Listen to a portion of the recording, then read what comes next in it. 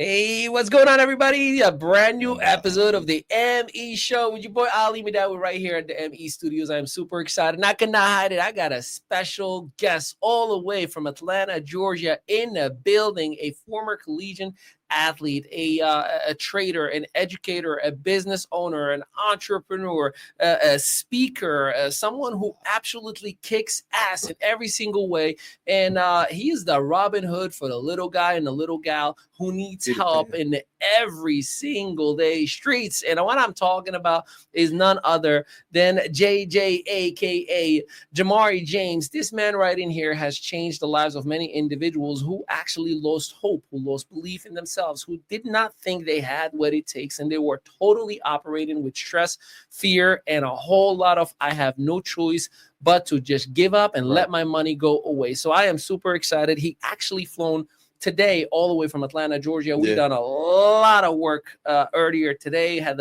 a mini private group coaching, which I'm super excited about. And of course, we done a couple of reels, which was a whole lot of fun. He told me about all of his pronouns.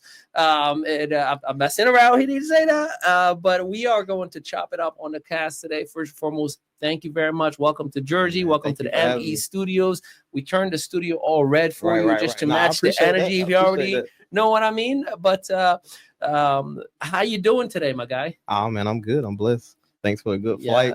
Yeah, good. Good. It was delayed, but I'm here. All good. Look, all that matters is that you actually made it in your home. So you are known as Mr. SUE DAT AHHZZ. Yeah, I'm a SUE DAT AHHZZ. And a lot of people at first, like including myself, we thought it was a funny tagline, but it actually is a statement, and you live by that. Yeah.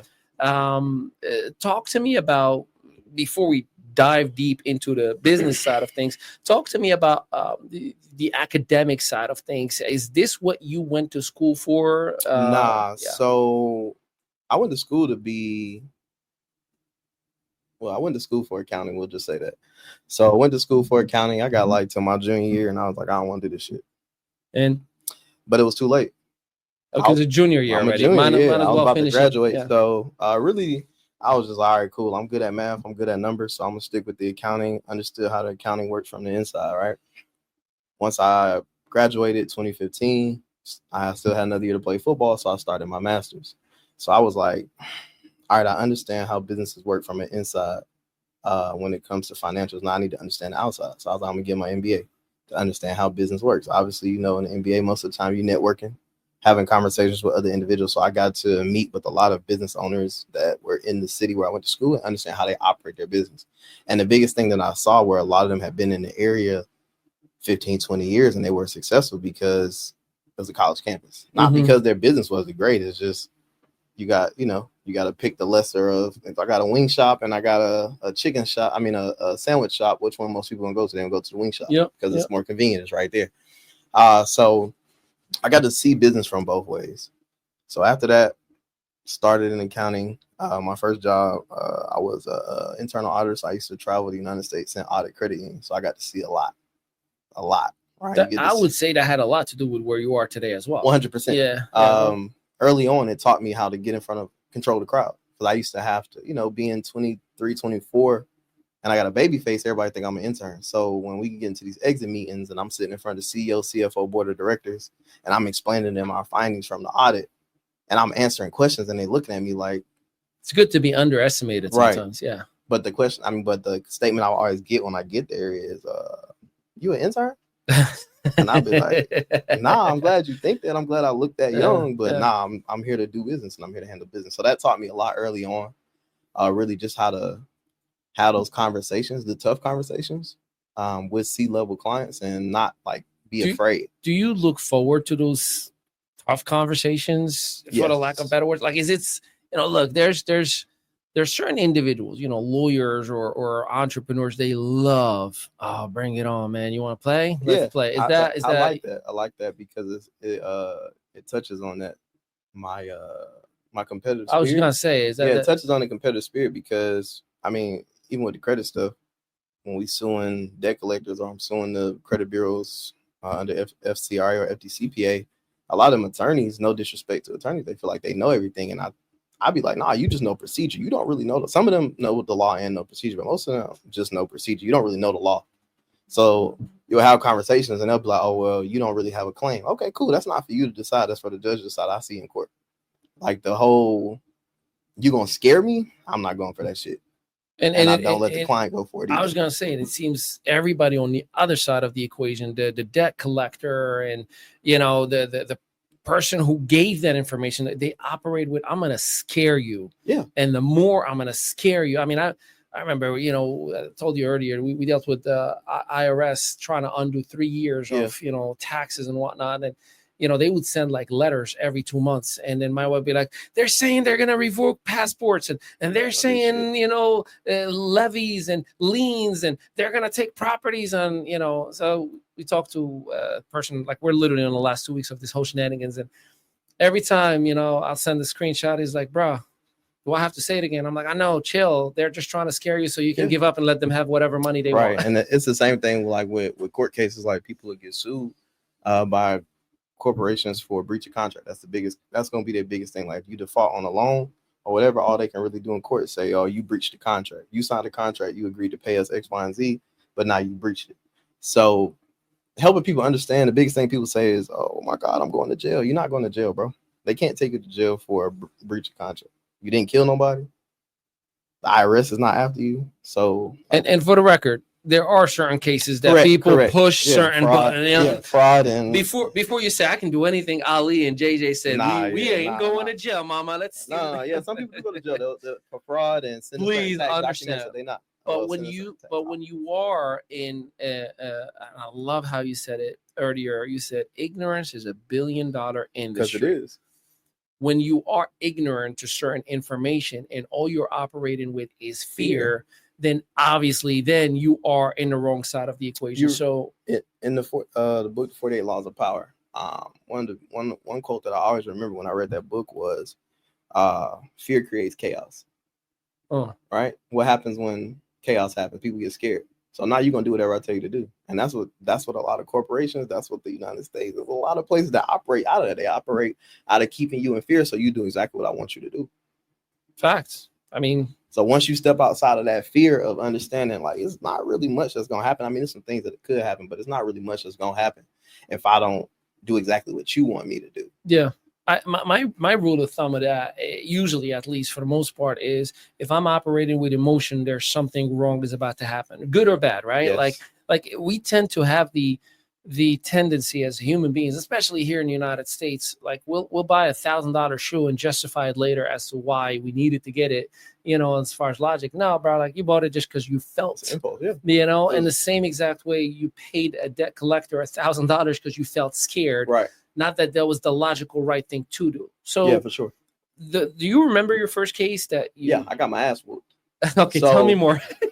I'm gonna just be real with y'all. So, and that's why I always talk about like regurgitating information. Because you'll get on TikTok, you get on Instagram, you get on these different social media sites, and you'll see people saying, "Oh, this is illegal," or "You can use this to do this." Da, da, da, da.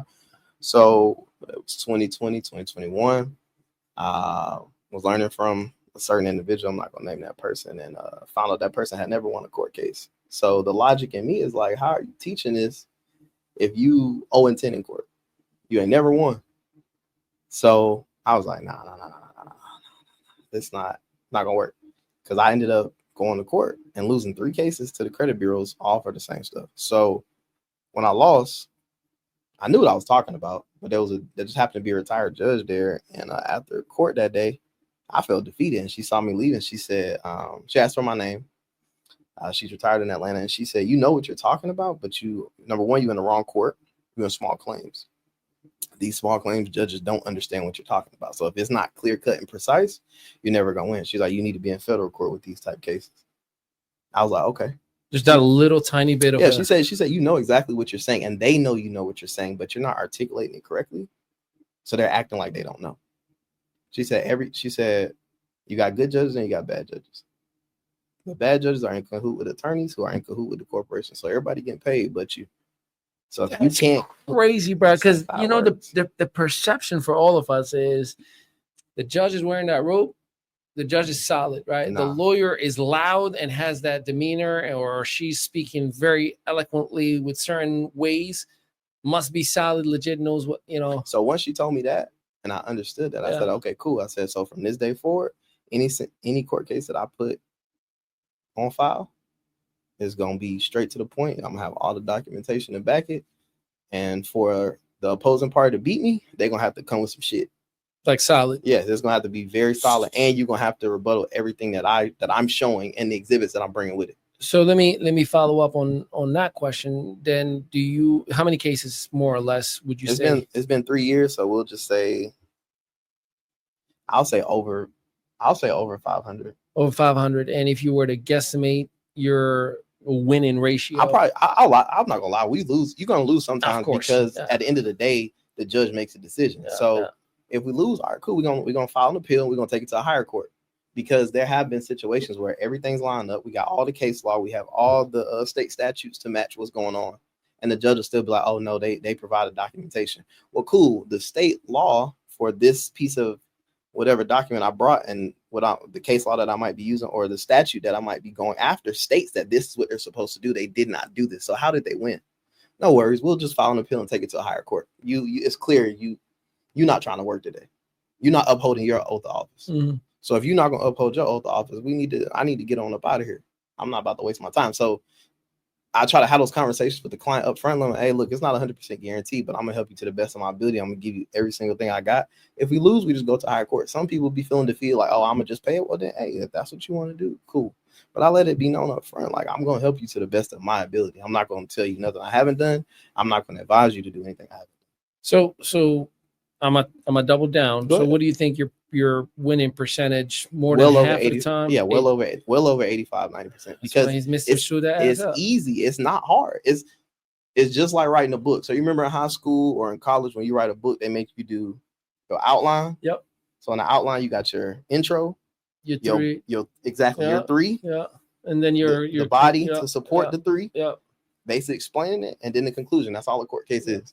Okay, so from what you're saying, then anybody can do this. What you're doing right now.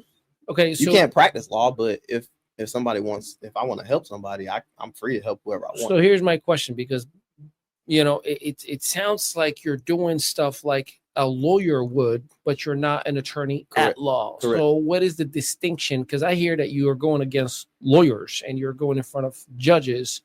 So where, as far as from a legal standpoint, like what is your role? I can't represent you, but the advice and what we talk about outside of there is between me and you. And then a power of attorney is covering the transaction itself. Correct. As it happens. If we go into federal court for and who communicates with the lawyers and the court? But you're writing it, or yes, okay, I do all the documentation. Okay, so essentially, it's coming from me, but you're just helping me out putting it all It's like a coaching session. Got it. So like how you coach people on marketing, it's the same thing. I'm doing everything. I'm telling you exactly these claims. Follow this script. Make sure if you get option A, here's what you do. Option B, here's option C. You go to documentation. This is what you need to do. Here are the rebuttals that you might get from the opposing attorney if they're prepared. Most of the time, a lot of them don't be prepared. They be thinking you're just gonna come in there and settle because they said, "Oh, let's do mediation before the case." Nah, let's talk. Let's talk. I'm not settling. I'm not paying you anything. So. Yeah, that's fascinating. Because so the biggest thing, Ali, just being real, in most of these cases, breach of contract. You know what they're coming with as their exhibits? They're coming with billing statements. Those billing statements don't got no signature. There's no IRS documentation showing you took a financial loss. So all it is it's a vague piece of paper. It's really not as strong as it needs to be to say that Ali really did that thing that you're claiming him that he's done. All it is the billing statement. So and a billing statement is a phase of a year or a lifetime. Most of the time they try to use the last one to show like that was the last time you didn't pay, and that be in their actual paperwork. Yeah. So if I can prove, okay, cool, you saying breach of contract, but where's the accounting records to show this, to back this? Where's the IRS documentation that show that you actually did receive a financial loss? Yeah. Where's the double-sided accounting records? Where's all this stuff that you're supposed to have if you're representing this company? So if you are telling me you don't have the accounting records, you don't have IRS documentation, you don't have anything outside of these billing statements, me as a consumer, I have suspicion that you're not really representing this company. You commissioned. Which is... So, and listen now, there have been there have been countless cases where we do a request for admissions, and I've literally had attorneys say, "Oh, this is a practice where that is sold to attorneys and they go after people," but that's not the case in this case. So you mean to tell me that this happens all the time and you just happen to be one of the good guys? Come on, man. Stop playing. Like, they play in your face. People, no, like, I get exactly. it. And that's why I say ignorance is $1 billion industry. And they're gonna play as much as you allow them to play. So look, I usually I don't have beef with people who say it's them against us, right? My question is, do you think that the system is set up with a bunch of loopholes, and then he or she who knows how to play the loophole is eaten? Absolutely. Okay. Think about, if we even go back to just the schools, right? We've all heard that the education system is built around the Rothschilds, right? Rockefellers. Yeah. They built it. Yeah. Their goal was to build it to create more employees. Which the whole system is built for you to learn how to write a resume, how to apply for a job, and how to follow the system. And what's the American dream? Family, house, picket fence, 2 cars, whole bunch of debt, if you don't know how to operate the correct way. But there are plenty of people who know how to operate the correct way, and they get their shit and they get out. So let me ask you this, and you can say I don't want to get into that. No. We got Grant Cardone, who just got brought on board by President-elect Donald Trump to head the Wealth Education Division, to actually include entrepreneurship and wealth building as part of the educational system. You got Vivek and Elon and all these changes that are happening. Do you see, regardless to whether you voted or didn't vote, regardless whether you think Kamala Harris or Donald Trump, do you think these individuals are actually going to go after the they versus us who are controlling the system? I don't think they go after who's controlling the system, but I think they make it easier for those who are trying to do what they do to operate. That's what I think. And that's the other side? Like, correct. You think these individuals are going to make it easier for the other side to take advantage even more? No, I think they'll make it easier for the higher class to continue to do what they do and build more wealth. So it's up to the people who are in the quote unquote middle class and to figure it out. Okay. Like, people be mad. Like, I try not to get into politics. People are like, oh, Donald Trump don't show his taxes. Well, some of y'all favorite politicians don't show their taxes. They know why they're not showing what they're not showing. True entrepreneur knows that's the goal, is I don't want to put my taxes out there. Yeah. So when people get into these conversations and I listen, I don't respond because I don't argue with people politics or religion. But I'll listen to what you're saying, and based off your answer, it tells me if you really understand how businesses work. People are like, oh, they filed bankruptcy, they broke. No, they filed bankruptcy so they don't have to pay them taxes. Yeah. That's why they filed bankruptcy. But because you don't understand how business works, people just say something. They're caught up on the titles. Or they just go with what people say. Like during the pandemic, all the big rental car places, they all filed bankruptcy. Yeah, because they don't want to pay for them cars that's just sitting there because people not going nowhere. That's all they did. They filed bankruptcy. They get to keep all their assets. Understood. How do we keep our assets and not have to pay for anything? So understanding that, and then you think about people. I have no problem with nothing that Donald Trump decides to do. I don't care about who's the president. I try to tell people this all the time. There's not a president that's going to change your situation or my situation. Matter of fact, every president left it worse for the one before them. I don't get into it, and I know a lot of people, like I said, they get into this or that, and it's like, what's going to be good for you? So I do know that for me, I know exactly what I need to do. And sometimes because people like you, people like me, we have big hearts. We try to take so many people, but shit, we can't save everybody. Yeah. So it's like, you got to start with you, and then whoever is picking up what you putting down, they come or they don't. Like, we had the conversation about the Jewish community. I literally have traded for a hedge fund, and I had the leader of a hedge fund tell me, he literally stated, he said, the difference between your community and my community is we all work together. Y'all tear each other down. Y'all try to be the big dog over so-and-so. If I got $1 million and you got $1 million, we can come together and go get us some commercial real estate. And then turn it into 100. Exactly. Yeah. We can, but we don't do that. My community does not do that. So I try to be different. I try to understand that group economics is the only way we're going to survive. Yeah. And it ain't even just a black versus any other. No, it's a understanding that group economics is the only way you're going to be successful. If you go look at the definition of the United States, it said the United States is a corporation. That means that they're a business. So that capitalistic system. Yeah. That means that they make money. Yeah. Right. Yeah. I just saw today the Pentagon failed an audit, a 7A audit. It's $824 billion unaccounted for. Where the hell did it go?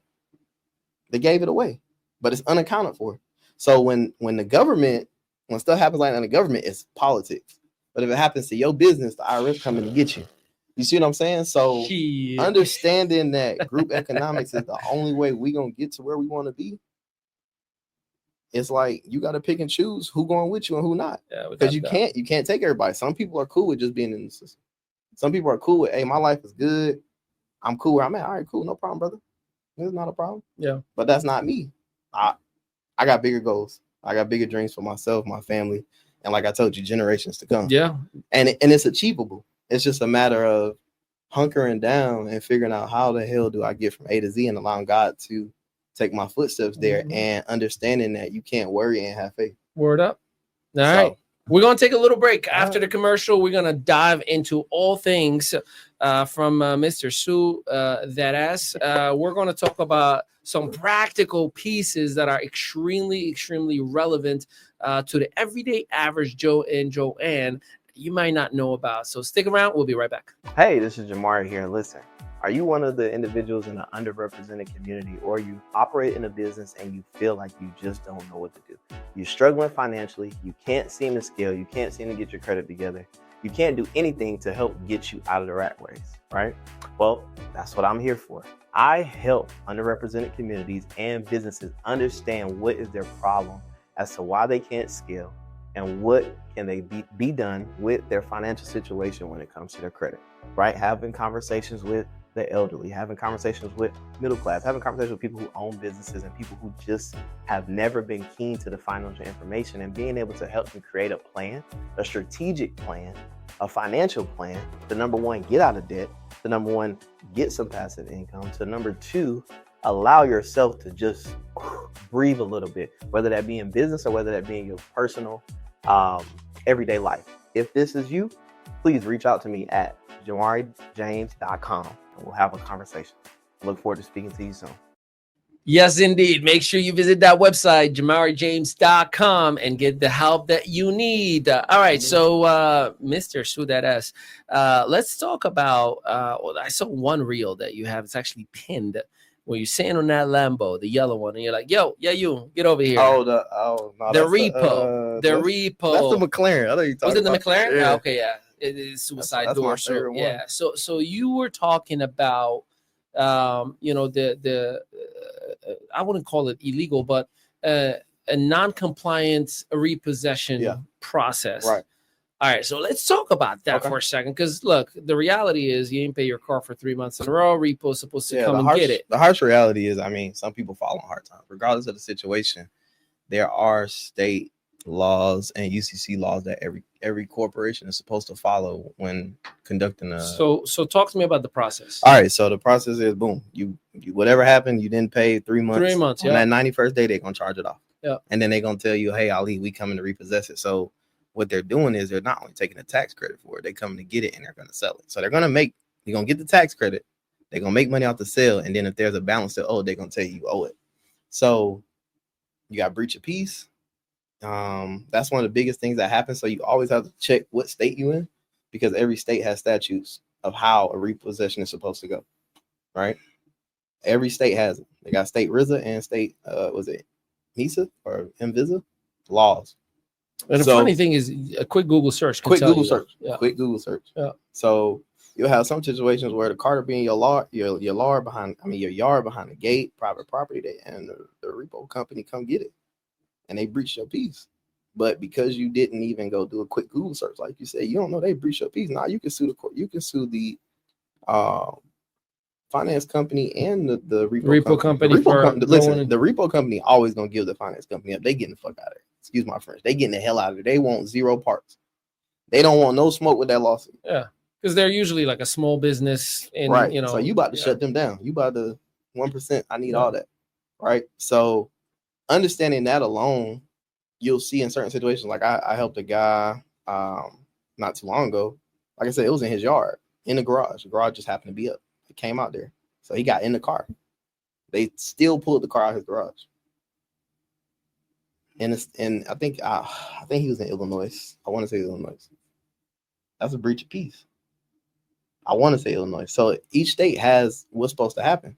So in Illinois, shout out to Jen, because Jen taught me this. In Illinois, if I get you on that repo violation, you owe me 2 times the finance charge. So if my car was $30,000, I can go after you for 60, because that's what the law said. So then it's just a matter of, cool, let me build out my court case. But that's the fear people had. Like, oh, I don't know what to do. Well, shit, you didn't even fucking try. I can lose a court case and refile. I can lose. Yeah. As long as it's not dismissed with prejudice, I can bring that same claim. I can clean it up. The judge is going to tell you exactly why you lost. Oh, you failed to state your claim. Or, oh, we didn't see enough because evidence. Of lack of this document or this document. Right, exactly. And you're like, got it. What else do I need? Right. Got it. What I do is I go look up cases where people have beat certain corporations. Yeah. I go look at the filing. I get on Pacer. I go read and see what happened in this court case. Yeah. What did they do successfully to help do it? I mean, to help build their case. Or what didn't they do? Because the paperwork is the paperwork. Yeah. So it's just a matter of, do you sit there and take the time to really understand it, so, or are you kind of just like, so follow up to that. There's a difference between an individual who's going through a specific hardship and they just got dealt a bad hand, right? And another individual who's just a sneaky motherfucker. Like they're like, right, I don't care. I'm just gonna try to play the system. For sure. Where is your take on? Where's the line for you from a moral standpoint? Like, I want to help everybody, but, like once I had that consultation with him, I kind of know. That saying, you can't shit a shitter. But do you call a bullshitter? Yeah. Like, do you tell them like, look, man, we're not gonna play this game. Yeah, like, you don't bullshit. Like, are we either gonna fix it or we're not? It's like, walk me through that. I'm here. Like, look, man, me and you have a consultation. I want to get rid of all this stuff, and Okay, let's do it. Yeah, let's role play it. So say what you just did. So look, I got a car that's like about to go in repo, and I got all these debts and all this collection, and I see all these Instagram videos, and they're like, if you don't got a wet signature and all this, I'll be honest with you, man. I intentionally opened all these cars, and I blew all the money on sneakers, and I want to just do it again. I know I'm exaggerating the case. Right. So basically, what you're telling me is you did that with no intention of paying nothing back. No, I did not. I don't care. I don't want to pay anything, but I understand you can get me to do it all over again. Like you can help me out to get rid of all this debt. There's nothing I can do for you. Why not? Because you didn't operate with clean hands. Yeah, but does that mean you're discriminating against me? I'm not discriminating against you. You didn't operate with good hands. I mean, with clean hands. So therefore, I can't help you because I'm not going to be able to build a case because you did not operate with integrity. Now, if you operated with integrity and then you fell on hard times, that's a different conversation than you just saying, fuck it, I'm going to go get all this stuff and I'm good. That's two different things, because if you operated with clean hands and you tried, we can show cause for that. If you didn't, it ain't nothing. You know what I'm getting at, right? Yeah. No. I've had those conversations. There's the person who is ignorant to the information, and there's the assholes like, I'm just gonna file for bankruptcy. You can't come after me, and I'm gonna get somebody like JJ who's gonna just clean it all up for me. There's nothing I can do for you. Yeah, I just want to make sure because laziness and listen. It's nothing I can do for you because at the end of the day, my name's still on the line. Yeah, integrity, character, morals. I can spot a shitter. You can't bullshit a shitter. Yeah. I'm a hustler. I know you can tell when somebody's not. The story got to make sense. Yeah. So if I already know coming into this consultation, especially if you've done 500 cases, you've seen enough to see patterns. It's been 3, 4. This year 4. Yeah. So there's nothing I haven't seen. So we had a conversation. I tell people straight, just be upfront with me from the jump. Just tell me like it is what it is. I'm not gonna judge you. I'm trying to help you out. Yeah. So the answer to the question that I'm gonna ask is everyone, right? So who do you help? Obviously, everyone who's going through those circumstances, but who would you say that, hey, there's nothing I can do for you? Is there such a avatar in your line of credit where you're like, yeah, there's nothing I can do for you? Besides the person who's already in jail, and even those people can be helped. So who? I mean, is there any limitation to what you guys can or cannot, or it's like a case by case basis? If you didn't operate with clean hands and faith and honor, then that's the only real time I can't help you. Okay. Because let's just say you bought a car 3 months ago and you ain't made no payment. You didn't even try. It's nothing I can do. You didn't operate. Like, you breached the well, I won't say you breached the contract because they breached the contract from the jump, but you don't know that because you haven't talked to me. But you didn't even try. So in the case that, like, I got money, I just chose to blow it in the club and not pay my bills. Hey, look, yo, what I said earlier, your emergency is not my urgency. Yeah. If I can't build out the case or do it the way I want to do it, I'm not doing it. Yeah. Because I'm not going to put more stress on myself just because you want this done. Like, I have people be like, oh, I'll give you $100,000 to do it. No. If you have $100,000 you wouldn't be in the situation. Like, it don't make sense. Some stuff just don't make sense. And people think a lot of people are moved by money. And I try to tell people all the time, like me just being transparent, real, my God, that was a kingpin. He was at the top of a 52-man indictment. I watched him operate his operation for almost 8 years as a kid, not knowing what I'm watching. But I saw this man never do his own product. He went to jail. He did his time. He came home. Now he balling. He's living a good life. Got a new business, married, out the way, not bothering nobody. And one of the biggest things I asked him when he came home, because I helped him get himself together when he came home, was I said, when you sat down in he went to jail in 2008. I was just starting high school. I said, when you sat down, what was the biggest regret you had? He said, the biggest regret I had was trying to take everybody with me, because his own uncle told on him. He said, the biggest regret I had was trying to take everybody with me. He said, you're starting to see success. Don't try to take everybody with you. You can't. He's like, it's going to eat you inside out and empty your bank account. So you're going to have sleepless nights. You're going to be broke. You're going to be like, damn, I helped this person. Then in your time of need, they nowhere to be found. Well, I told you, they're going to be like, damn, I'm going to pray for you. You going to what? After I gave you X, it don't work like that. So before my grandpa passed, he used to say, he was a pastor, and these were his exact words, even though he was a pastor. He said, a giver never going to stop giving, and a taker damn sure ain't going to never stop taking. Mm-hmm. You can help somebody a million times, but if they never learn their lesson within that struggle or within that situation, it's going to happen again. It's just going to happen in a different way. Yeah. So having those conversations and really understanding, like, sometimes you get a second chance. Like, he sat down from what, 08 to actually pretty much 06 to 2020. That's what, 13, 14 years. Yeah. And he literally said the biggest thing was he tried to take everybody with him. Everybody he grew up with, he tried to take with him. 52-man indictment, you're supposed to spend the rest of your life in prison. But you got out and you got a second chance at life. You know what I'm saying? So having those conversations and really understanding, like, I'm big on integrity and morals. I done seen a lot of money.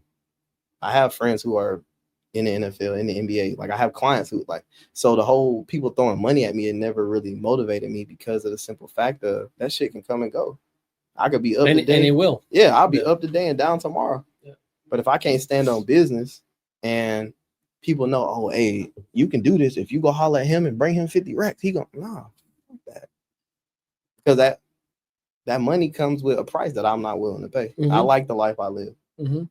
Yeah. Peaceful, in my bag, out the way, minding my business, not bothering no damn body. Yeah.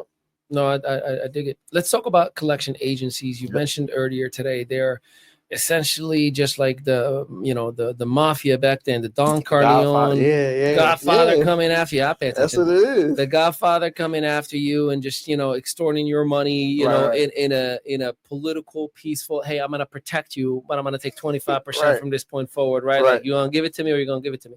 So elaborate on that in a way that the general population can understand the analogy. So when I said the Godfather analogy, most people have seen The Godfather. Most people have seen Scarface. You got a business. I come into your business and say, hey, Ali, I'm going to protect you from everything that's going on out here. Which is really not going on. Right. But you're going to pay me this much. It's the same thing with third-party debt collection agencies. They operate off of people's ignorance. We'll just say I had a medical bill. They bought my medical bill. They'll call me and say, hey, Jamaree, we got this account that showed up on our desk today for $1,200 from Piedmont Medical or wherever medical. How do you plan on paying it? The first thing I'm gonna tell them is cease and desist and do not never call me again, because I do not have a contract with you and I do not want to contract. And cease and desist has to be in written form. Well, it can be in written form or verbal. So you can say a phone call is a dispute. If I call you and say, "Hey, Ali, how much do I owe you?" or "What is this account?" That's a form of dispute. So therefore, they must update the credit report. They never do. Okay. So boom, I got you right there. Now, also, if I sent you, we'll just say a debt validation letter. I'm gonna request chain of custody, full accounting records, what signature, my contract with you, my wet. We watch a lot of that stuff on Instagram. Yeah. Everybody says that, but it's like which one is the legit? And so it's like even that. I'd be like, if somebody said on Instagram, you reach out and tell them to show you where they've done it.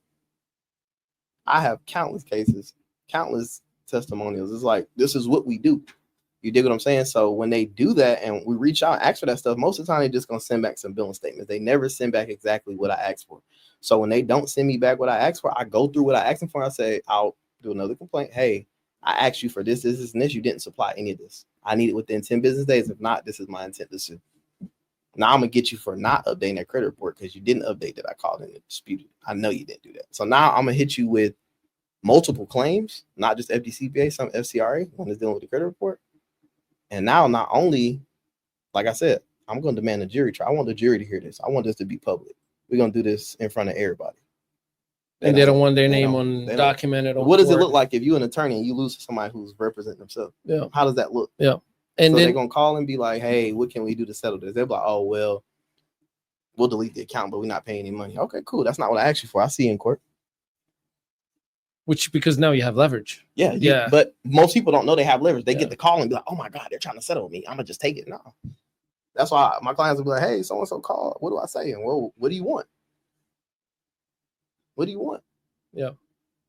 Okay. So, I mean, it seems like collection agencies are probably 80% of the headache for people when it comes to financial stress. Like those are like collections and charge-offs, like an hourly call, right? You know, I remember, you know, my wife, you know, used to say, I'm like, they're calling to say good morning, babe. You know, like babe, they're coming to check, calling to make sure that you had your snag. You know, like it was a joke that we would, you know, say. It's fascinating how, if the majority of the people, and I pray to God, whomever is listening and watching, would visit your website, because from what I understand, you work with everybody. From what I understand, you figure it out whether you got upfront money or not to make it work somehow, some way. And please confirm that's the case. I'm not trying to. Okay. Yeah, no, that's the case because at the end of the day, I mean, a 15-minute conversation can lead to something totally different. You get what I'm saying?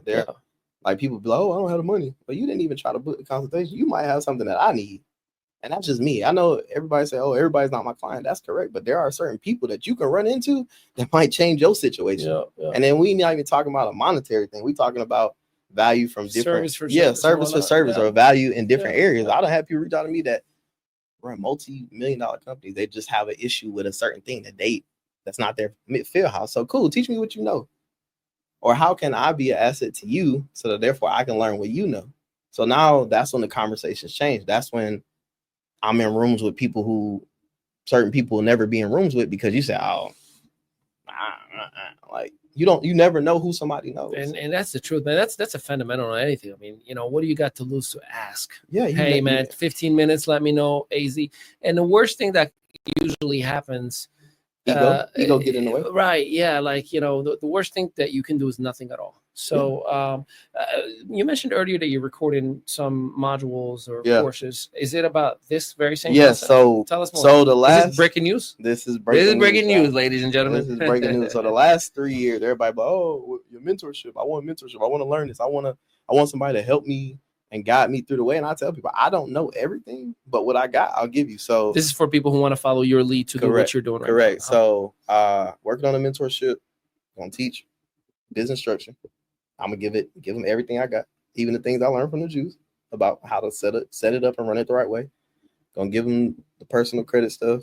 Everybody's selling that, but everybody has something different as far as strategy, understanding that business credit and how to actually utilize it. Because a lot of people get personal credit or get business credit, but they have no income producing assets. So you got all this credit and you just start spending it, and then boom, now you got payments. Now you back in. No, the asset just became a liability. Right. So now you back in. So helping people, because think about it, everybody's creative. But again, what I said earlier, some people know how to plan and some people just know how to execute.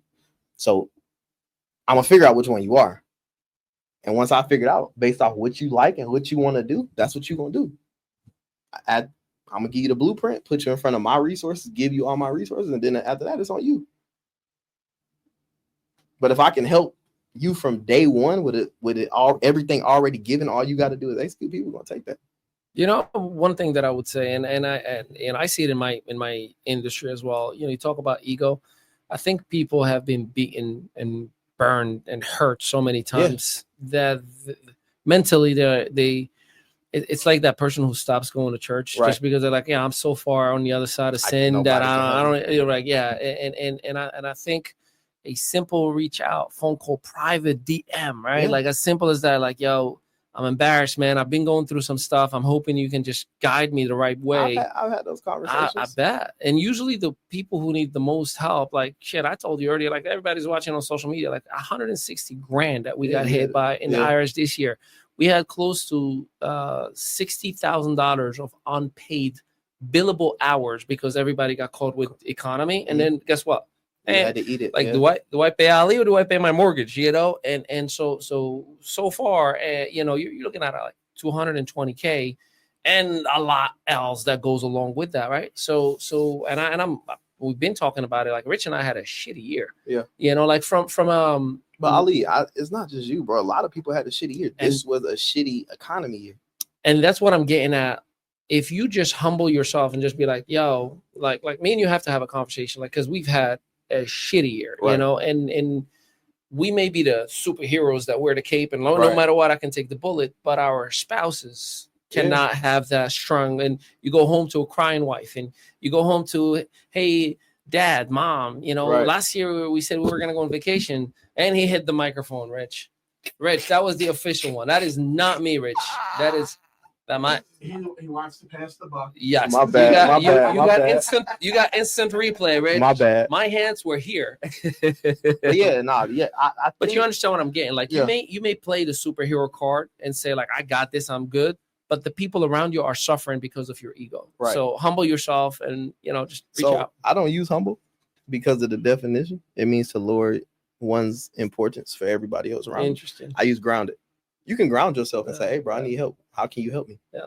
Or like I have mentors, but there are people that I reach out to and by, hey, what you think about this? Let me bounce this off you real quick. Yeah. Granted, I already know that I'm going to do it, but I want another set of eyes that is operating at a high level to understand it. Like one of my mentors, Lily, I prayed to God because I felt like I was getting stagnant. I felt like I was getting complacent. And I said, God, I trust you. I know I don't know where you're leading me, but take me wherever you want to go. And literally 30 minutes after that, one of my mentors texted me and said, yo, are you using X, Y, and Z? I said, nah, I probably should be, but I'm not. He called me immediately. We had a 15-minute conversation. He said, whatever you need, I got you. That's what he said. And he's been in this industry since the early 2000s. So I was like, okay. I said, all right, God, I hear you. So I hit him back. I was like, all right, cool. We're going to work. So you got to be able to ground yourself to say, hey, I'm not in a good situation. I need help. Help me develop a plan. Help me figure out. Because the issue with, like I said, the issue with a lot of people is they just don't know what to do. And I think. And I agree with you. It comes from that place of fear. Like, I don't want to make the wrong decision. Well, shit, if you don't make no decision, you're already making the wrong decision. It's dead. Yeah. And I think also we tend to fall into the trap of, well, I got cash in my bank account now, therefore I'm probably doing okay. That shit gonna be gone. But it's not even that. I mean, if you were to remove all the things that are still those little viruses in your history, credit or repos or whatever, or you knew how to handle it, how much more can you actually be doing where your cash now is a workable asset and your credit is much better and you can get a line of credit and you can just do so much more from a financial perspective. And people don't understand that. So and like that's what I'm getting at. Yeah. I have a lot of conversations with, people who will just say aren't operating morally. And they be like, can you help me? And the biggest thing I tell them, I said, I want to help you, but my fear is I help you and you stay doing exactly what you're doing. What would you? I'm gonna ask you the same question that you mentioned earlier. What is your biggest regret in the last whatever professional years that you've had? Not doing what I do now earlier. Because you feel like. What did you know about such thing existed and you just chose to not dive into it, or? Because I was trying to figure it out, like in my we'll just say 18, 19, before I like quit corporate, like before I figured it out. I allow myself to self-sabotage and to like just be you were kind of going anywhere, everywhere, and I was being a victim of my own circumstances because I was trying to figure it out. I knew I hated corporate, so I used to find every single excuse not to go to work. Every single excuse. So I was like, nah, this shit can't be the be all end all. And I remember like doing fix and flips and doing different stuff with my grandpa. He kept telling me, he said, yo, you got all the tools you need. You just scared to jump out the porch. He's like, you either gonna jump out the porch and sink, or you're gonna jump out the porch and swim. But until you jump out the porch, you don't know what's gonna happen. Mm-hmm. So he passed away September 11th, 2020. Yeah, rest his soul, RIP. And when he passed, I said, all right, cool. I said, that's it. I said, I'm done. And I was already planning my exit. So I think I started in corporate 2016. So from 2016 to 2019, you can ask my friends, you can ask people on live. I didn't go out. People saw me out merely once, twice. And I was reading, I was in the books, I was studying. I was like, I gotta figure this out. I asked you an interesting question earlier. The answer was 15 seconds. There was a reason for that. I follow you on social media, and I see a lot of what you do. Other than educational, a little bit of lifestyle showing like that, hey, I'm doing good to inspire and motivate. I don't recall anything with you popping bottles. Mm-mm. I don't recall anything with you, showing bling or anything like the from having the conversations over the last 3 years with the Jewish community. I understand. Well, we the broke people wear their wealth. That's the biggest thing. Broke people wear their wealth more than rich people. So it's okay to have a nice watch, a little bit. It's okay, but I don't have to do that in every single thing that I do, because now I'm not trying to help you. I'm trying to sell you on what I have. It's cool to have those things, but I need to have everything else in place too. I need to have life insurance on myself, on my parents. I need to have a trust. I need to have checks and balances, understanding what is my fixed income, what is my I need to have all that shit lined up, but all the other shit is extra. That shit is extra. Who cares about a Gucci underwear? Like, but you gotta think too, Ali. Like, you gotta think, what does society push? And I talk about this all the time. That I know. They push sex. Yeah. They push drugs, alcohol, rap, and entertainment. So that's what, in my community, that's people think that's the 5 ways they're gonna get out. No. I heard an interview, and this dude said, I was looking at all these people that were successful and like, yo, those are my idols, when my idol really lived next door. His name was Mr. Phil. Mr. Phil raised a family. He died. He left his kids businesses. They had money. He had life insurance policies. His wife lived good. After the funeral, when he went to go show his condolences, he asked the wife how she was doing. She said, I'm good. She said, Phil did everything he needed to for us. Those are the heroes. Those are the unsung heroes. But he didn't have a Lambo. He wasn't wearing jewelry every day. He went to work every day. He built something sustainable for the next generation to take, because he understood his assignment. And that's what it's all about. Yeah. I understand my assignment. So I don't give a damn how I look to nobody. People, you got a pickup truck. My pickup truck paid off. It's mine. Same thing. People make fun of, we just did your JOB. I got a 2021 GMC Sierra. It's mine. Bro, I tell everybody, like, especially in the network marketing scene, they make fun of jobs, right? JOB. I'm like, there are millionaires that work a 9 to 5. And I tell them the JOB pays more than 99% of the people who are in network marketing. And you're insulting those who you want to recruit in the first place. It's insane. Like, it's insane. I can't fuck with it. One last question, then we're going to hop into a commercial break. I ask you about your biggest regret. I will ask about, what would you consider your biggest mistake in your professional career?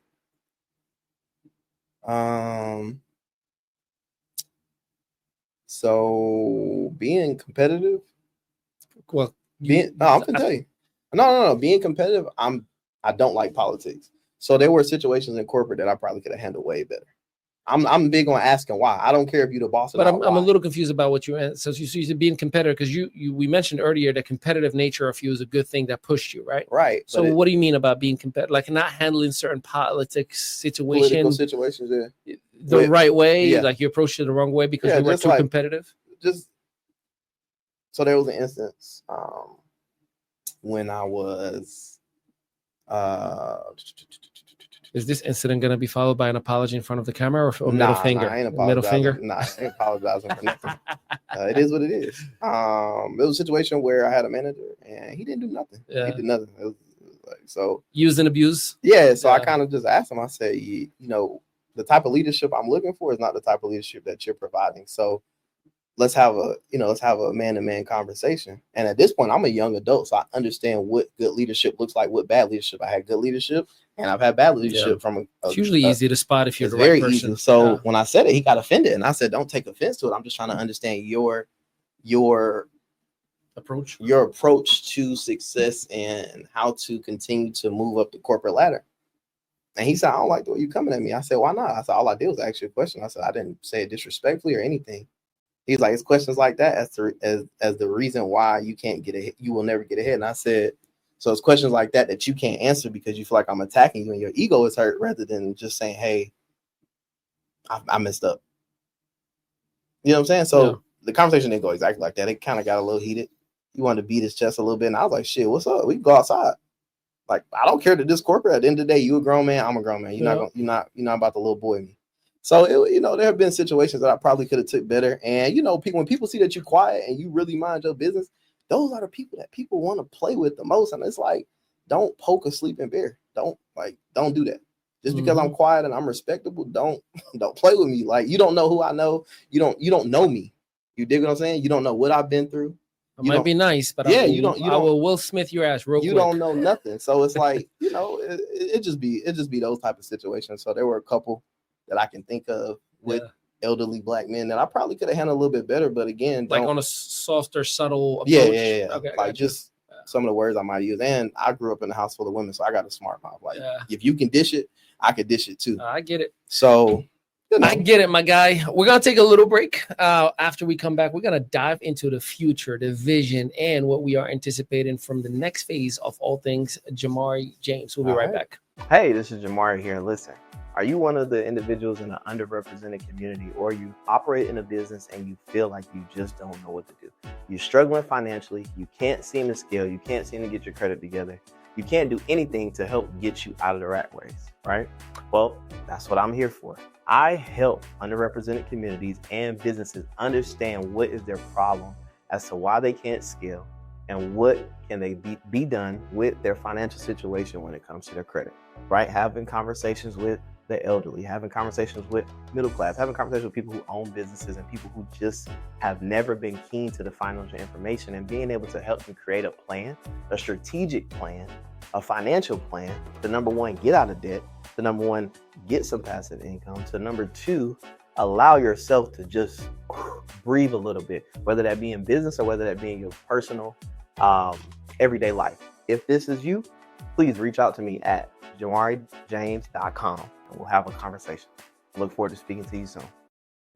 All right, welcome back. Ali Midawi in here. I'm telling you, you got to go to jamareejames.com. We are in the ME studios. We've had literally hours worth of work together so far today, and I'm grateful, and I want to just put this on the record. You spent some quality time with my mother and my father earlier. Beautiful people. I appreciate you for that. Yeah, because mom and dad don't listen to their boy, but you cannot be a prophet in your own town.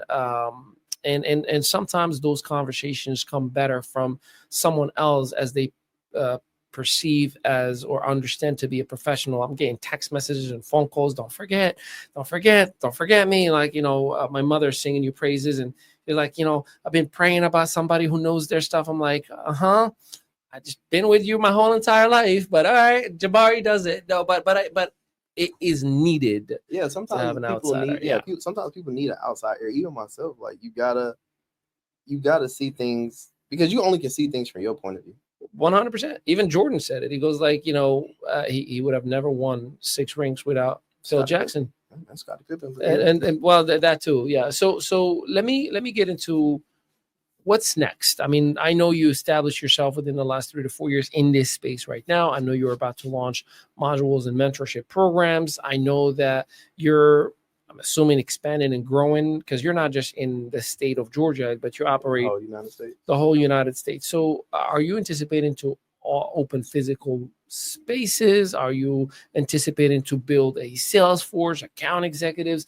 What is next for Jamaree James? No physical space is gonna stay the way it is. Yep. I have, obviously we talked about the mentorship, gonna drop the mentorship coming soon. Haven't put a date on it, but the modules are pretty much almost done. As far as expansion, the biggest thing for me is really just building group economics. So like an incubator style, like an incubator style. What would you like to have in the incubator? Like, are you people who want to work, adding opportunities for an exclusive group? So understanding and seeing how groups that operate on a higher level than us operate, I'm going to create the same thing. So there are groups where you have, like, for instance, I got a friend that's in a group. He pays like $9,800 every 3 months for this group. But within this group, there are about 10,000 people. They all partner $9,800 every single partner in JV on different projects. Just think about that. 10,000 people who are putting $9,800 every 90 days. Yeah, that dude is getting paid, the person who owns it. But anyway, think about it. If I have a deal, or if I find a good, we'll just say real estate property. deal. I was going to say that's usually the very first to in incubators. And it costs $1 million, and 10 people go in. We all pay $100,000. Right? We get the building. We can flip it. We can go and grab 3 or 4 or 5 more. Package that portfolio up, sell it to the bank. Not everybody gonna flip their $100,000 to $1 million a piece. So just doing stuff like that, because that's gonna be the biggest way for us to get ahead and quit. And people are doing it every single day, but they're quiet because I don't know why they're quiet, but I know the gift God gave me. I got the gift of gab, 100%. Yeah, and I can help people, and understanding how to structure it, understanding and being around higher level operating people and see how they do it, and being able to have direct access to ask them questions. Hey, if I did this, what should it look like? And I've already been given a whole blueprint of what it should look like. Now it's just a matter of getting around people who want to do it and do it for the right reason. So that's the biggest piece. That's why I say incubator style, because it's not going to be because everybody don't have good intentions. Everybody don't have good intentions. Some people just see you, Ali, and say, oh, Ali can make me a lot of money. That's you know what I'm saying? So you see that look Rich just gave me right there? Oh, I'm sure y'all. He's the gatekeeper. No, it's not even that. No, it's the last year or so it has been take equity in my company and get an override and all that kind of stuff, right? And I'm comfortable in that for the most part. Like I can build a network, I can build a sales force. Right. What usually happens, I would ignore what is ours for the sake of like, hey, there's an opportunity, we can do X, Y, and Z. And he would always be like, bro, you got to build our house. Like, why are we building everybody else's stuff to get 10% off what they're making? Right. You know, so. And that's how I look at it. I look at instead of me going and joining another group and paying $9,800, I can build the same thing. And I have people who are doing it at a high level, making investments at 20 million. Like, I've never seen nobody I've been on Zoom calls and they look like, oh yeah, this investment is going to require 20 million. They're like, oh yeah, no problem. And I'm like, what? Like, hold up, wait. Like, so just understanding that those opportunities are out there. You got to get around the right people. You got to get around the right people. Yeah. You got to know, like you said, that community, I'm not going to name them. They said they do everything for God. That's why they all work together, because they know Ali's not trying to snake me. Ali's not trying to do this just to, because they'll do one investment and then boom, they done took the extra 900,000 and bought $1 million crib. And you're like, what are you doing? That was for you to help put your family in a better situation. Not go buy $1 million crib. No, you should. Your priority got to be right. Well, in terms of, you mentioned God and spirituality a couple of times. Talk to me about your relationship with God and what is that? Because it's different for different individuals. There's the churchgoer who's promoting, every single time on social media that they're the true, evangelists, And then there's the person who really doesn't say much, but they actually have a very healthy relationship. So my grandpa was a pastor, and my mother's mom was heavily in the church. One of the biggest things she told me when I was in high school, she said, you got to find God for you. So what does that look like? So it's building your own personal relationship with God, not just when you pray. I sit in the car and I'll talk to God. Yeah, I'll just, hey God, listen, I'm not even feeling good today. Like, give me the strength. So really having built your own personal relationship with God outside the church, what does that look like? Most people can't tell you what that look like because they don't do it. They only do it when they lay down at night and get on their knees and pray. Nah, because that's like a transactional, habitual thing. I don't want transactional. I want to be connected to the source. So if God be the source, then I'm the plug. And there's when you tell people like, I'm one of them. Like I'm not the guy who would go to church. Like I would go to church every single Sunday, but you won't find me like. Yeah. I'm not that. I'm like out of there. Leave me in my corner. At the same exact time, take me and my wife to a concert. I'm acting a fool, right? So you can't base it on how your performance in church, because your relationship with God is. But that's what I'm getting in that. Yeah, what I'm trying to say is there are some people who would hear what you said right now, like I used to struggle with that. And I'll tell you, I've talked about it endless times. Rich is probably tired of this. I used to think how cocky and arrogant of me to think that I have the ability to communicate with God. But you do. But that was a self-worth issue that I was lacking, right? And then immediately after that, I start realizing, yo, I am talking to ChatGPT, Alexa, Siri, and Google every single day. Like, hey, what's the weather today? And I would listen, like, hey, can you show me where I can get this? Like, and having a full conversation. But then I don't put that effort. So my grandpa used to say something about that too. He said a lot of people don't pray to God because they don't hear him talking back. Yeah. And that's the issue. Yeah. But if you think about it, the teacher's silent during the test. Yeah. What you going through? Are you praying just to get your prayer answered right then and there, or are you actually coming to him to have a real conversation? Because when I come to talk to him, I'm laying it all out. Listen, this was going on. I know you say, I know for a fact you can't have faith and worry, so I'm giving it to you, and whatever happens, happens. People are like, why are you so laid back? Why are you so chill? Why are you so nonchalant? And it's like, I'm not nonchalant, but I have no control over the situation, so I'm not giving it any power. It is what it is. I'm gonna let God handle it out. I'm cool. Now there are situations where I want to get my get back, but then some. It's just like it ain't even worth it. Because we human at the end of the day, but we are, and that's the weakness thing. Bro, I struggle. We've had Reverend, shout out to Reverend AKA Aim, who was here literally Tuesday? Yeah, Tuesday night in that very same chair, and we had this conversation. And I just told him straight up, I'm like, sometimes we think I either have to be perfect or I am not. No. But it's a moment by moment, day by day, hour by hour. You get 1% better every single day. Yeah, facts. Like I think about things that I struggled with last month, and I'm like, all right, cool. That's gonna be my focus for this month. Because we all got weaknesses, but if just think about, I look at it like this: if I know my weaknesses, everybody know their internal weaknesses, whether they try to hide it, with how they change their appearance, women, men, you still struggle with something internally. Yeah. So if I know I struggle with confidence, what am I doing to build my confidence of self every single day? I can pick one thing every single day to do in 30 days. Shit, I might be a brand new person. 100%. So it's just really being able to look yourself in the mirror and say, all right, cool, these are my issues. And saying I'm dedicated and I'm committed to God helping me through this and not worrying about it. But make sure I'm doing the work, because faith without works is dead. Make sure I'm doing the work that I need to do too. And that's really the issue. Like you said, people feel like they either got to be perfect or they're not going to do nothing at all. And that's a fallacy. Who told you that? Can I tell you? I'll ask you that.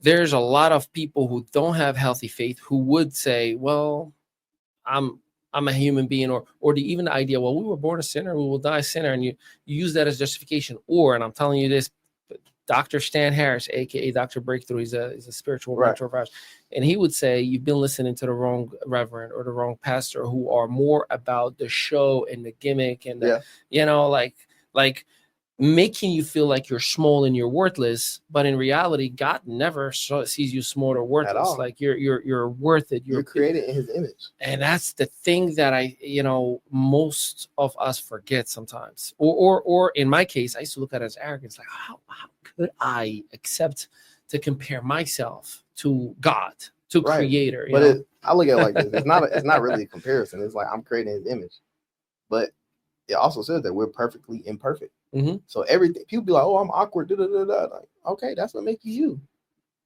That's what makes you you. Yeah. And you gotta hone what makes you you, and make the best of it. Yeah. Yeah. So, what makes me is I have a big penis. I'm weak. Your wife, hey, Rich, his wife gonna kill him. She gonna kill him. You said what on the show? She gonna knock your head off. She's probably watching right now. That's just a metaphor for his big head. Yeah, for my big head. Yes.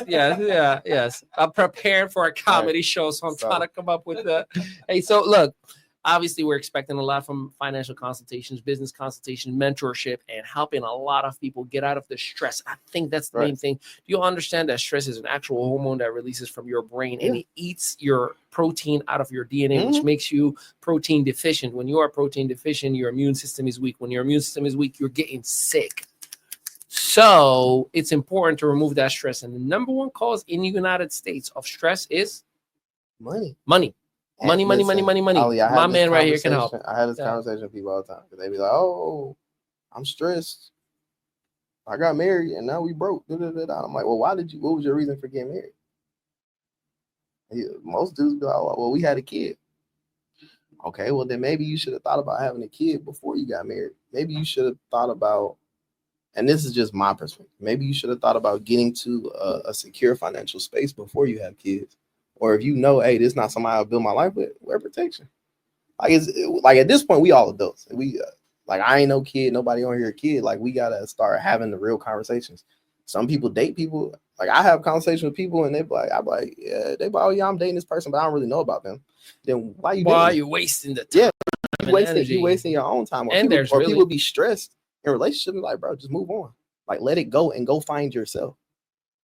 You let it go. Yeah. Or I won't say homeboys, but I have dudes who hit me up and be like, yeah, bro, I'm dating this girl. She don't support my dreams. And I'm like, yo, I'm not telling you to leave her, but if you don't think this is somebody you want to be with for the rest of your life, you do yourself a favor and move on now.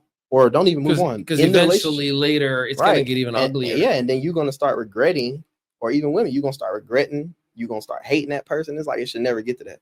I got a family member who was like that. And you told me. He was like that, and he did not want to be with the person that he is with, which is insane to me. They ended up having a child after that. After he said, like, no, you know what? Well, what happened is the female said, like, I want babies, and he said, nope, I don't want no babies. Yeah. And he was like, you know what? If that's the way you think, I'm out. In the matter of a month and a half that they weren't talking, the phone call comes like, hey, I'm actually pregnant, and it's yours. And he wanted nothing to do with that child, with the pregnancy. Right. He didn't even go in the birth. And I was like, what if it's your child? You're going to regret that. Now, I don't care, bro. I don't want to get emotionally attached. Well, guess what? DNA, the very next morning, it was his child. So now there's this awkward. Yeah, now you got to try to figure it out with somebody that you already said you don't want to be with. So that like we as people gotta make better decisions. And this applies to everything, really. Financials, it applies to all things. Hey, listen, we are coming to the end of this podcast. Although me and you can probably do this for hours straight.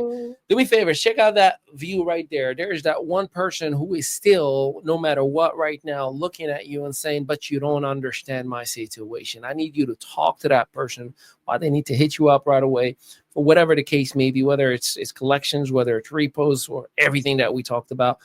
Talk to the people, give them some final thoughts, final remarks, motivate me. Let's go. To the person who says that I just don't understand, you're absolutely correct. I don't understand, and I'll never understand if we don't have a conversation, right? I'll never understand. So people who tell people, oh, you just don't understand, I feel like you become a victim of your own circumstances. You become a victim of your own circumstances because you're sitting and operating in a space that you're not happy with. You might be depressed. You might be suicidal. I hope, God, I pray to God nobody's suicidal. But if you sit and you dwell in that fear, as Ali stated, and it's eating you alive, that's even more reason to have the conversation. I had a young man tell me, I asked him, he just broke up with his girl.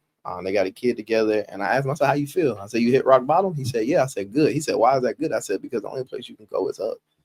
The only thing you can do is change your situation. You are now getting an opportunity at a restart at life. And I won't say a restart, at a different situation, a different outcome. So we got to be able to take our outcome or our circumstances and turn it into a win. It's people who were homeless that are millionaires now. It's people who come from, no mama, no daddy, not having any support, and they take that situation and they body it. So the only thing that's stopping you is you. So if you want to be a victim of your circumstances, be my guest. But at the end of the day gonna end, and tomorrow you're gonna feel the same exact way if you don't do nothing about it. So that's really what I got. Hey man, I appreciate you, bro.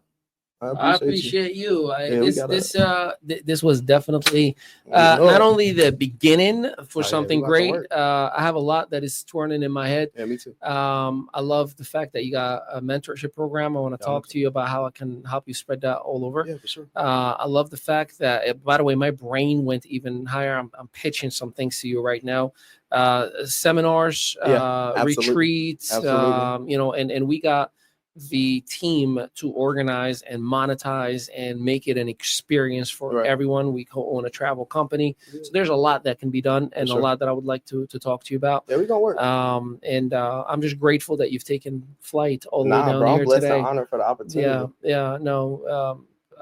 It's been a freaking amazing day. To talk to your mom and your dad. Now I see why you are the way you are. It's hilarious, but those conversations are needed because sometimes, like I said, like, you don't know what you don't know.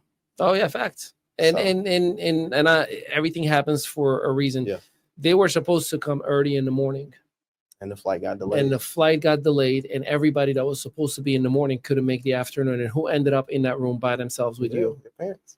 And it was the most private, personal conversation. Like, but those are the best conversations, the private, and where people can actually lay out the reality of their circumstances. And that's why I tell you, just put the consultation. Let's have a conversation because now we can talk about what your issue is and you don't feel judged or like, at the end of the day, everybody go through shit. No, I was whispering to my mother the whole time. She's like, I don't want to make you look bad. I'm like, Ma, you're not going to make me look bad. You didn't listen to me for the last 8 years straight. Like, you never made me look bad. But guess what? This is somebody who I know can speak to your circumstance professionally. So ask whatever questions that you have. And I'm sure either they are holding hands right now and motivated, or they're fighting about the fact that one did not tell the other about a car coastline. Your mom, when you asked her and your dad looked at her, he's like, "What are you talking about?" I'm like, "You gotta tell him. Don't tell me you didn't tell him." But how can we be in a relationship or how can we be married if we not talking about finances? Are we not talking about what's going on? And immediately after we come out of the conference room, my mother asked my dad, like, "Where you going?" He's like, "My new office." She's like, "You got a new office?" I was like, I said, here we go again. Both ways. Sorry, But anyways, ladies and gentlemen, Jamaree James was in the building, officially in the ME studios, not only the first time, but absolutely not the last. Make sure you visit jamareejames.com.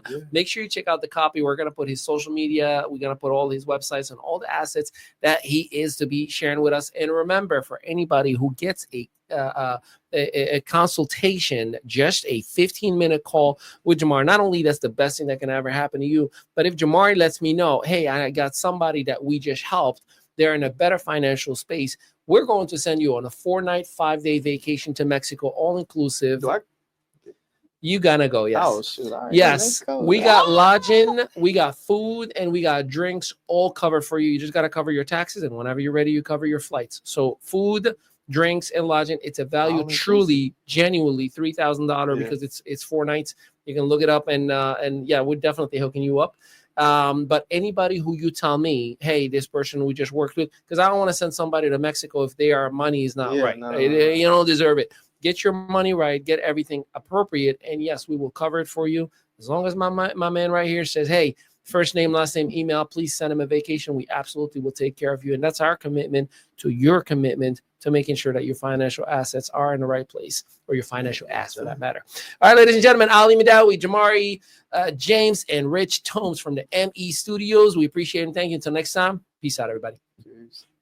Hey, this is Jamaree here. Listen, are you one of the individuals in an underrepresented community, or you operate in a business and you feel like you just don't know what to do? You're struggling financially. You can't seem to scale. You can't seem to get your credit together. You can't do anything to help get you out of the rat race, right? Well, that's what I'm here for. I help underrepresented communities and businesses understand what is their problem as to why they can't scale and what can they be done with their financial situation when it comes to their credit, right? Having conversations with the elderly, having conversations with middle class, having conversations with people who own businesses and people who just have never been keen to the financial information, and being able to help them create a plan, a strategic plan, a financial plan to, number one, get out of debt, to number one, get some passive income, to number two, allow yourself to just breathe a little bit, whether that be in business or whether that be in your personal everyday life. If this is you, please reach out to me at jamareejames.com and we'll have a conversation. Look forward to speaking to you soon.